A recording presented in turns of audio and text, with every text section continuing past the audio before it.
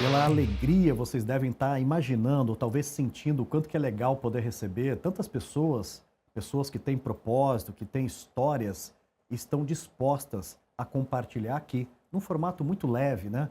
Poder conhecer trajetórias, se inspirar um pouquinho, se encontrar e se conectar com pessoas. Wellington Pimentel é o meu entrevistado de hoje para um grande bate-papo. Wellington, seja muito bem-vindo, prazerão, cara. Prazer é meu, muito obrigado pelo convite. Muito legal poder te receber aqui, né? Fui tão bem recebido na sua casa, né? E a gente poder fazer essa troca, né, de gentileza, de poder se interessar principalmente por uma história vivida, que é uma história que começa em Guarulhos. Guarulhos. Um jovem, um menino chamado Wellington, né? Verdade. Conta um pouquinho da sua história, irmão. Bom, nasci em Guarulhos, especificamente ali próximo ao aeroporto. Legal. Minha trajetória, fui criado em vila. Vila, né? Aquela coisa, pé no chão. Pé no chão. Hoje é difícil ver isso, tá mais difícil ver isso, mas tenho muito orgulho da minha infância. Que bom. Foi uma infância bastante divertida, né? E tive pais fantásticos, e então a gente foi conduzido sempre pelos melhores caminhos. Que bacana. E aí dá um orgulho danado olhar de onde a gente veio e olhar hoje o que a gente experimenta, né? Naquela época, você se recorda, assim, de algumas passagens como criança, por exemplo, com os pais, alguns ensinamentos? O que você traz de ensinamento dos pais hoje? Acho que, primeiro, meu pai sempre pregou a gente ser honesto, íntegro. Honestidade, né? Acho que isso, meu pai sempre deixou muito claro para gente. O estudo foi algo que eles também trouxeram muito para gente. Poxa, que bacana. A importância do estudo, a importância de você realmente procurar se desenvolver, porque eles tiveram pouca oportunidade na vida deles e eles entendiam isso como um diferencial. E eles realmente fizeram todos os esforços possíveis para que eu sou mais velho de quatro filhos, né? Então eles fizeram todo o possível para que os quatro pudessem seguir uma carreira, fossem pessoas de bens, né? E tivesse estudos e seguisse uma carreira bacana. Que legal, que bacana. Isso é legal. Talvez é a grande riqueza da nossa vida, né? Ter pais que olharam e investiram nos filhos, acreditaram. Sim. Muito legal. Eu me considero uma pessoa afortunada, com sorte. A gente não tinha posses, a gente não tinha nada disso. Mas a gente era uma família que somos uma família que vivemos bem, fomos bem criados, tivemos carinhos e todo o esforço, eu vi meu pai fazendo esforços extremos, minha mãe, para nos dar aquilo que eles podiam. Acho que hoje o meu grande desafio é fazer o mesmo para os meus filhos. Que lindo isso, que lindo, que prova de amor, muito legal. Wellington, e aí chega aquele momento de um jovem da periferia, né? Ou seja, Guarulhos, começa a querer trabalhar, começa a querer ganhar o próprio dinheirinho, né? Começa a querer deixar sua própria história. Como que foi esse início do trabalho e emendando um pouquinho com o início também do computador, da informática e tal? Conta um pouco pra gente. Uma história interessante essa, porque na verdade eu comecei entregando folhetos das Casas Bahia, com 13 anos, porque eu queria ter uma grana, queria ter essas questões, eu comecei com isso. Logo na sequência, aos 14 anos, meu pai trabalhou na Ford por muitos anos, como eletricista, e tinha um Senai, não sei se vocês se recordam, Senai. E ele falava que essa era a porta de entrada para essa indústria. Então, ele realmente me ajudou bastante a passar nessa prova. Havia uma prova de seleção. E assim, eu tinha que ter uma carta de uma empresa. Ele conseguiu a carta da Ford, e aí eu fiz a prova e passei. Foi aí que começou o meu estudo atrelado a uma grande empresa. E aí dessa grande empresa eu tive a oportunidade de estudar no Senai, me formei toda na parte de mecânica, de manutenção, aquelas questões, e nas férias ia trabalhar. Aí acabou assim, eu falo que se eu estivesse na regra antiga de aposentadoria, eu já estaria aposentado, porque eu comecei com 14 de carteira assinada. Então, eu não tive férias. Quando tinha férias da escola, mas no meio do ano, nos finais do ano, eu ia para a empresa trabalhar. E fiz 3 anos, e aí foi quando durante esse período que eu estava estudando uma coisa e trabalhando outra coisa, o computador chegou. Que legal. E aí foi interessante que eu lembro que o meu primo foi o que comprou o primeiro computador da família. E eu, fiquei apaixonado por aquilo. Realmente, assim, eu queria estar mexendo com aquilo. E meu primeiro computador foi comprado com consórcio, acredita nisso? Fez consórcio? Consórcio. Que legal. Você lembra o computador, o que era? Era um de torre, era um 386. 386, então. Época do 386. É isso aí. Bacana. E eu lembro que, assim, eu era fascinado. Eu saía do trabalho, ia para casa e ficava mexendo no computador. E à noite, comecei a fazer processamento de dados. Porque aquilo foi realmente me fascinando e à noite eu fui fazendo. Então eu ganhava o meu dinheiro, um dinheiro bom, e à noite eu estudava algo que eu vislumbrava para o futuro. Que legal. Então... Você tem uma preciosidade na sua história que é isso, né? Ou seja, ouvir o pai dentro daquela visão que ele tinha de que a porta Senai é uma porta que te abriria várias outras possibilidades, então visão super bacana, verdade. Mas ao mesmo tempo, né, Wellington, era uma época que tinha um bichinho chamado informática, computador chegando, né? Aqueles filmes da nossa época, os desenhos, lembra? Que mostrava carro voando, que mostrava celular, os Jacksons, lembra? E aquilo para nós era talvez o novo, né? Isso. Você estava um pouco nesse momento ali, Exatamente nesse momento. Então, nós estamos falando da guerra dos browsers na época. Isso, de você ter o Netscape, a Microsoft brigando com o Internet Explorer.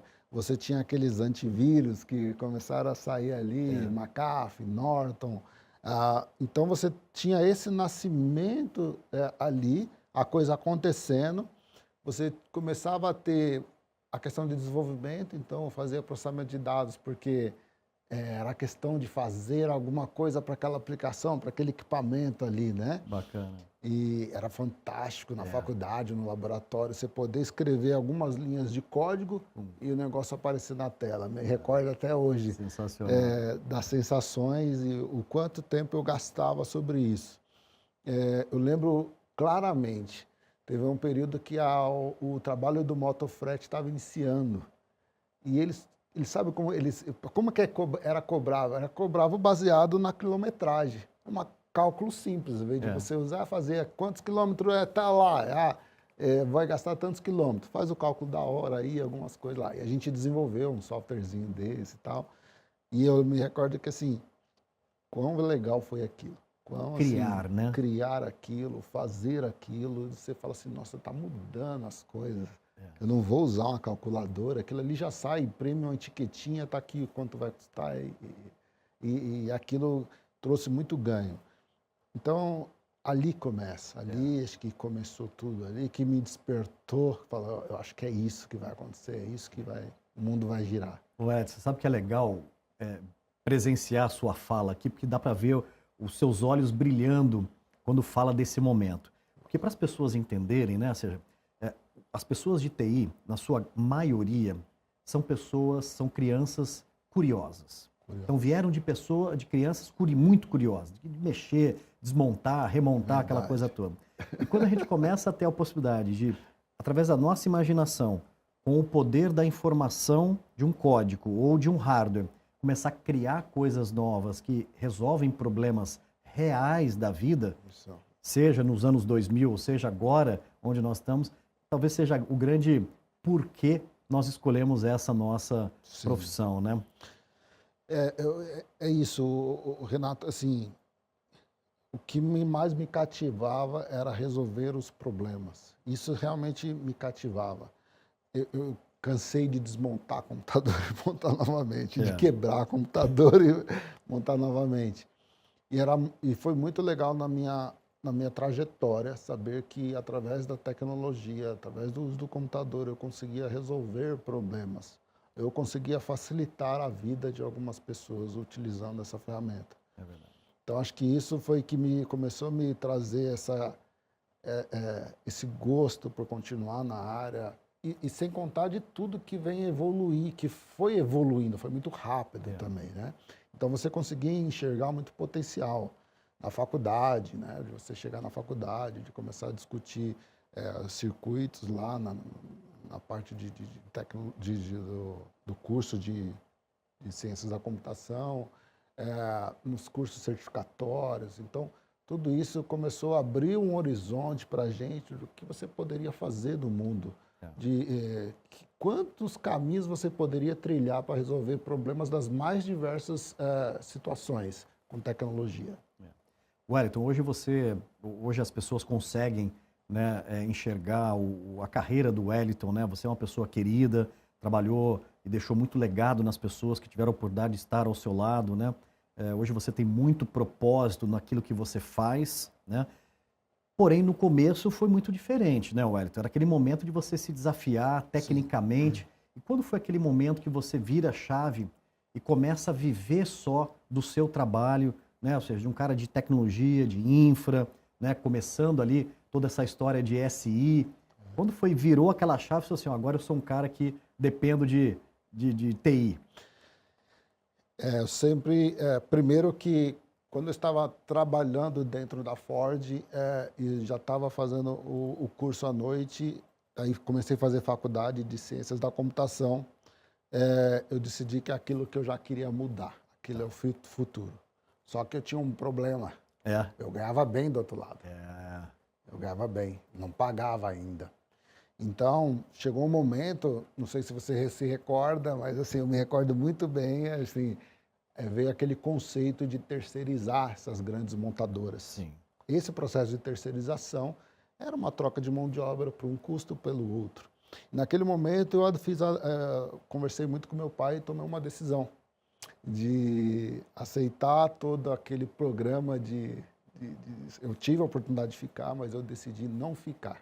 Participei do programa de desligamento voluntário e falou assim, eu vou trabalhar com tecnologia. Olha que legal. Então, naquela situação, Renato, eu ganhava por volta de 3 mil, moleque, ganhando por volta de 3 mil, era um salário muito bom na época, e saí para trabalhar no setor de monitoramento da VisaNet para ganhar 800. Atravessando São Paulo, para lá na Berrini, para trabalhar lá.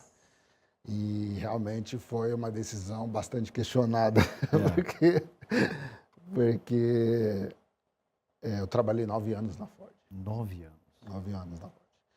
E aí depois eu abandonei tudo aquilo, eu decidi que eu não queria mais aquilo, fui o setor de tecnologia. E ali eu tive que começar do zero.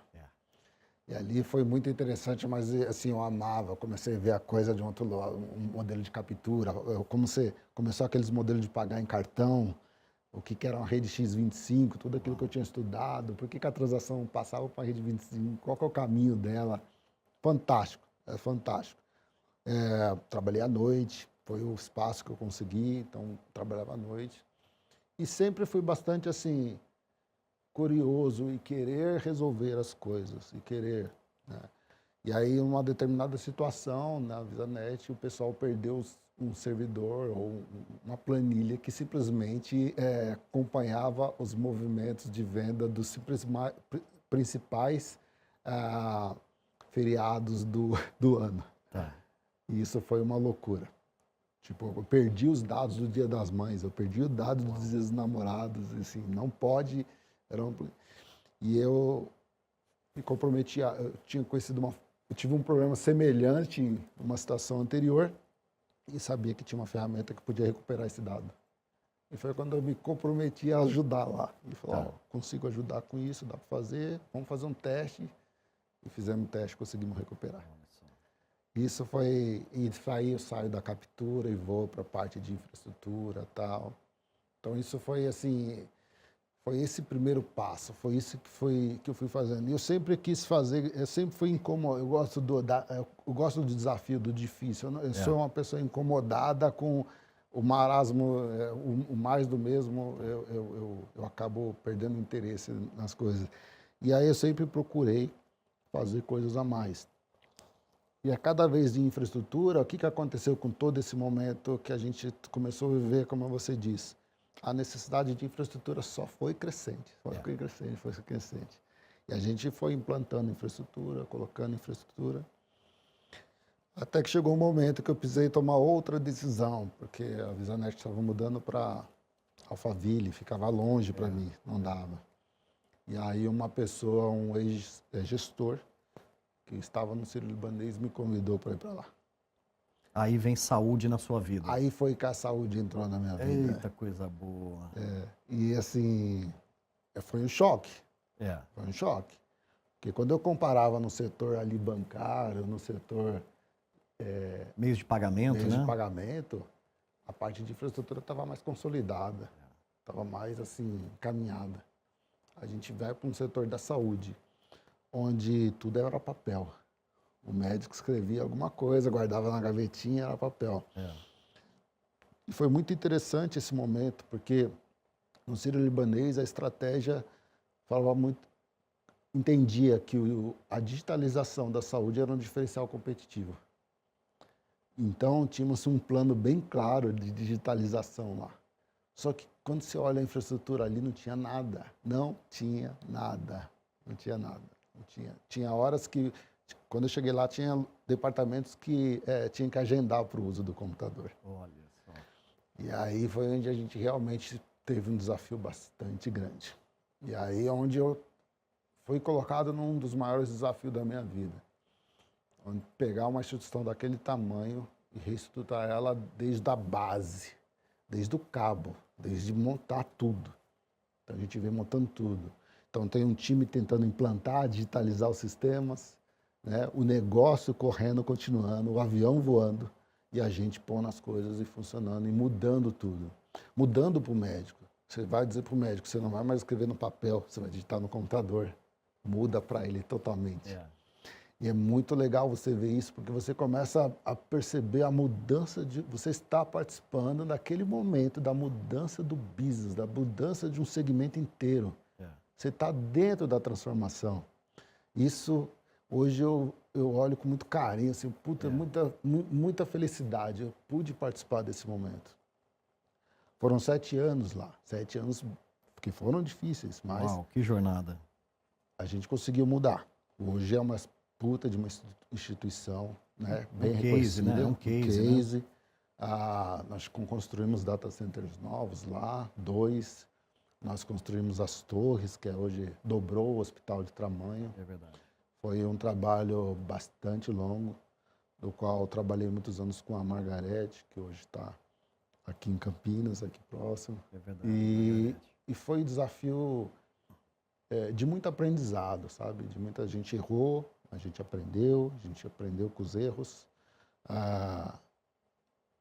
mas a gente conseguiu entregar aquilo que o desafio, acho que ele foi superado. E exatamente nessa época, né, Wellington, o construir as redes era viabilizar, né, que a gente pudesse acessar um mundo com velocidade, com estabilidade, com segurança, né? E aí vem um momento que nós, né, profissionais que vieram do mundo de infra, a gente começa a olhar a segurança de uma forma diferente. Perfeito. Quando começa a transformação digital, quando essas avenidas já são construídas, os grandes backbones, as LANs, né, ou seja, o conceito para de pé, e aí vem um momento de cyber. Quando foi esse momento que você começa a se dedicar ainda mais para a disciplina de cyber? A gente começou muito mais logo depois do Hospital do Sírio. Eu fui convidado aí para a BP. Tá.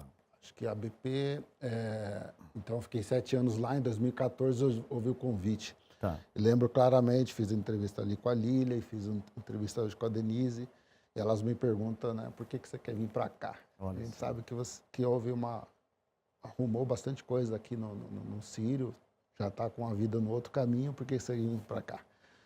Falei, cara, porque assim, eu tenho... É mais um hospital que eu posso fazer um trabalho completo, né? O desafio é bastante grande, mas a gente pode escrever ali a nossa história em mais um grande hospital de São Paulo. E assim foi. Quando cheguei lá, a gente voltou do zero. Então, do 2007 a 2014, eu já tinha gastado 7 anos fazendo toda a reestruturação e alguns itens de segurança. Quando a gente chegou na BP, a gente começou a fazer o trabalho do zero, de fazer de cabo, de construir um data center novo, porque não tinha o que tinha lá, e a Lília num trabalho fantástico de digitalizar o hospital. que não tinha, era tudo papel também. Então, a instituição estava com um gap de no mínimo 7 anos para trás, no mínimo. Então, nós tínhamos que correr. Então, a Denise, Maria Alice estava mudando marca, mudando posicionamento, mudando umas coisas, e a gente vindo com tecnologia digitalizando atrás e apoiando o negócio. Que legal. Com 2 anos que estava lá, veio o WannaCry. O WannaCry parou o mundo. Parou o mundo. Parou o mundo, afetou grandes instituições. E aí, nesse momento, a questão de segurança fica mais séria dentro da saúde, né? Ela ficou muito mais séria. Nós estávamos andando com segurança, mas ainda era momentos ainda difíceis, de conversas difíceis. O WannaCry acabou despertando esse olhar, falou assim, pô, tem alguma coisa agora que eu digitalizei e eu fiquei exposto para o mundo. E como é que agora eu vou fazer para evitar que eu pare o business? E aí foi nesse momento que a gente começou a ganhar atração ali dentro da BP. Então a gente começou a falar de política, a gente começou a envolver o board, começou a falar de segurança. Durante esse período nasceu a LGPD, que foi um impulsionador nas questões de cyber também, porque aí é uma lei, aí força de lei que traz algo, então a gente também conseguiu adiantar nisso. Nós tivemos parceiros que tiveram problemas de cyber que nos afetaram. Então, todas essas questões, elas abriram caminhos para que a gente pudesse se aproximar do business, falar com C-levels e discutir com eles sobre o ponto de vista do business. Que segurança não é o fato de tá diretamente ligado a você conseguir rodar o seu business ou não. Nós temos vários exemplos no mercado de instituições que tiveram impactos financeiros e de marca extremamente importantes por eventos de cibersegurança. E acho que esse foi o grande desafio que a gente tomou lá, de vamos falar de cyber atrelado ao business, como é que eu suporto o business, como é que eu ajudo a redução desses riscos, né? E como é que eu, de um jeito que eu também não pare o negócio nessa implantação. Então, Wellington, uma das coisas que a gente quer mostrar aqui é que o jeito que nós começamos lá atrás foi aquilo que nós tínhamos como oportunidade. A tecnologia da época era daquele jeito. Estudar através de livros, né, autodidata, né, ver tudo aquilo começando ainda de uma forma muito rudimentar. Hoje nós estamos em posição de liderança, né, e uma responsabilidade muito grande de nós dialogarmos com as novas gerações que estão prospectando uma carreira em TI. Tem essa consciência que cibersegurança é um negócio extremamente importante. E mais do que isso, propósito, né? A gente começa a falar de profissões que têm propósitos muito bem definidos, né? Que é o caso de cibersegurança, que é o caso da área de saúde. Queria que você deixasse uma mensagem para os jovens que estão querendo, por exemplo, seguir uma carreira como a sua, né? Trabalhar com cyber, chegar numa maturidade como a sua. Quais dicas você deixaria para esse jovem que está querendo seguir esse caminho? A primeira coisa que eu deixaria como recado é: existe um conceito chamado lifelong learning. Então, hoje, não tem algo que você estuda, se formou e parou. Então, entenda que ele vai ter que estudar bastante e se reatualizar com uma certa frequência. Acho que esse é o primeiro recado que eu dou. Outro recado que eu daria é: sempre participe do business. Sempre entenda o negócio que você está inserido. Você com certeza vai entregar resultados melhores quando você se aproximar do business. Quando você falar o seguinte: fazer segurança na saúde é uma coisa, fazer a segurança talvez no escritório de advocacia, no escritório contábil, numa indústria é diferente. É diferente. Então, hoje eu ensino muito isso para as pessoas. O meu time, que foi montado de cibersegurança, foi até a UTI, ver o que é uma UTI. Foi até um centro cirúrgico, entendeu o que é uma UTI. O simples fato de você querer bloquear um token pode parar uma tomografia, pode parar um equipamento de sinais vitais. Temos que fazer a segurança, mas precisamos olhar o business. Esse é um diferencial competitivo que o profissional vai ter quando ele se aproximar do negócio e tomar as suas ações baseado sempre com um olhar mais próximo ali do seu cliente interno. Tá aí a dica de Wellington Pimentel com muita propriedade, muitas noites, finais de semana para aprender o valor dessa dica sensacional, né? Se apaixonar pelo negócio, entender, e a tecnologia, sabe, é só o grande viabilizador para tudo isso. Wellington, sabemos que nós trazemos no nosso coração pessoas e gratidão por muitas pessoas. Eu vi que você espontaneamente aqui falou alguns nomes de mulheres muito fortes. Perfeito. Conheço todas elas que você falou, admiração gigante, né? E eu queria que você falasse um pouquinho da importância da gente ter referências, estar ao lado de gente boa, né? E investir numa carreira conectada com pessoas. É muito comum a gente ver profissionais brilhantes, que entendem muito, mas que não conseguem compartilhar, não conseguem viver, né, dentro de um time, né? Queria que você falasse um pouquinho dessa importância de termos pessoas como referência. Eu tenho pessoas como referência na minha vida que fizeram a diferença. A primeira delas é o casal, que são os meus pais, que são minha referência. Perfeito. Meu pai, infelizmente, não está mais comigo, mas sempre será minha referência. É verdade. Mas eu tive algumas pessoas na questão do trabalho que fizeram a diferença. Eu tive um gestor chamado Norberto. E todos eles que eu vou te dizer aqui não passaram a mão na minha cabeça. Não, foram firmes, né? Foram firmes. Foram firmes, cobraram de mim muito seriamente.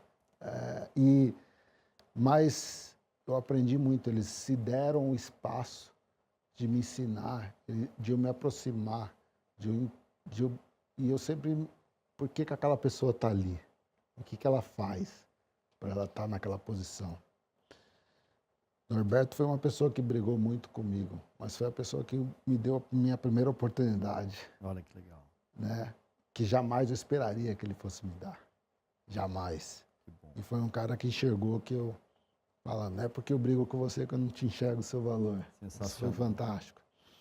Margarete Ortiz, na questão da saúde, fantástica. Fantástica, sim. Foi a pessoa que me promoveu como coordenador, foi a pessoa que me promoveu como gestora. E ela falou uma coisa muito interessante para mim o dia que ela foi me promover para gerente. Ela falou o seguinte, ela usava o termo assim, bem, eu não posso te ensinar de infraestrutura, porque você já sabe mais do que eu. Mas eu posso te ajudar com a gestão. Olha, que bonito. Eu tenho coisa que eu posso te ajudar. E realmente, nas nossas reuniões com ela, era pouco de infraestrutura, muito mais de comportamento. Eu vi aquele dia, ajusta isso, ajusta aquilo. Que bacana. E essa troca foi importante para mim. É verdade. Essa troca foi importante. Uma pessoa guerreira, forte, que trabalhou em momentos extremamente difíceis no hospital. Depois disso vem a Lilian Hoffman, uma pessoa extremamente inteligente, trabalhadora, que também não me passou a mão na cabeça em nenhum momento, mas que traz muito aprendizado, muito aprendizado. Aprendi novas formas de fazer as coisas, aprendi a ter outros controles, né? Aprendi a ver uma mulher extremamente batalhadora, que acreditou numa coisa, vai lá e coloca e põe para funcionar. É verdade. Tá? Muitas pessoas ouvi, trabalho fantástico que eu vi por exemplo, de uma Denise transformar um hospital numa marca. Era uma situação que eu ao menos conhecia quem era a BP. Quando eu estava no Sírio, eu olhava para Einstein. Como a gente veio para a BP, hoje é o que a BP é. Exato, uma referência. Uma referência, estamos entre os 3 principais hospitais de São Paulo, né? Então perceba, Renato, que eu sempre estive ao lado de mulheres fortes, poderosas, mulheres inteligentes. E a minha vida tem muito se basado nisso. E está ao lado dessas mulheres que fazem muito, né? E que merecem todo o reconhecimento possível a nosso respeito. Que bacana, muito bonito esse reconhecimento. E mais do que isso, né, Wellington, deixar isso registrado de uma forma carinhosa, Claro. como muito obrigado, né, por esses grandes anjos, né, que passaram pela sua vida. Eu também tenho essa mesma sensação. Que bacana. Não é bacana? Wellington, sabemos que adoramos o que fazemos, mas adoramos também aquela grande base que nos traz aquela fortaleza que é a família, né? O que você gosta de fazer nas horas vagas, com a família envolvido ali? O que você curte fazer? Tem algum hobby? Eu tenho poucos hobbies, mas um deles é ver filme. Filme. Algo que realmente eu me dou o tempo de olhar. Bacana. Adoro. A indústria cinematográfica era algo que eu sempre fui apaixonado, Hollywood, sempre gostei dos efeitos, sempre gostei de computação gráfica, sempre gostei de como alguém cria um troço daquele. Bacana. Né? Então é algo que eu gasto tempo. Mas eu sou uma pessoa extremamente caseira, Renato, eu fico em casa, gosto de estar em casa com a minha família, gosto de estar junto deles. O meu tempo aos finais de semana é gasto com eles, estar junto deles. E viajar, a gente viaja na medida do possível, vamos para os lugares, eu acho que é importante isso, eu posso propiciar isso para os meus filhos e isso abre o horizonte, a gente aprende, conhece novas culturas, novas formas de fazer as coisas e isso é importante também. Que legal. Wellington Pimentel, que bate-papo gostoso, né? Você conseguiu trazer para a gente uma preciosidade, né? Que é o relato da sua história, contada por você mesmo, né, com todas aquelas nuances, aqueles detalhes, né, aquele brilho que a gente procura, né, que isso seja capaz de propagar para as outras pessoas, né? Quem consumir esse conteúdo, né, possa ver que foi com muito esforço, né, com muita obediência também na questão dos ensinamentos do seu pai, de mostrar os caminhos, de você tentar sua jornada e depois aquela garra e determinação de você dizer, não, eu vou construir minha própria história e construir uma história linda, né, que a gente está conhecendo aqui e que tenho certeza, né, que seu querido pai, né, tem muito orgulho de você, né, sua querida mãe também, sua família, olhar para sua trajetória e dizer, poxa, nós estamos vencendo essa grande jornada da vida com humildade, com tranquilidade. Wellington, prazerão poder te entrevistar, bater esse papo com você e espero que a sua história frutifique ainda mais no coração das pessoas. Muito obrigado, Renato, pelo convite. Um trabalho fantástico, você está fazendo fantástico. Vai estar eternizado na história de pessoas do Brasil que puderam contribuir com a parte de tecnologia. Espero que você tenha muito sucesso e parabéns pela iniciativa. Muito obrigado. Parabéns. Valeu. Aê, que show! Bacana, né? Parabéns, meu amigo.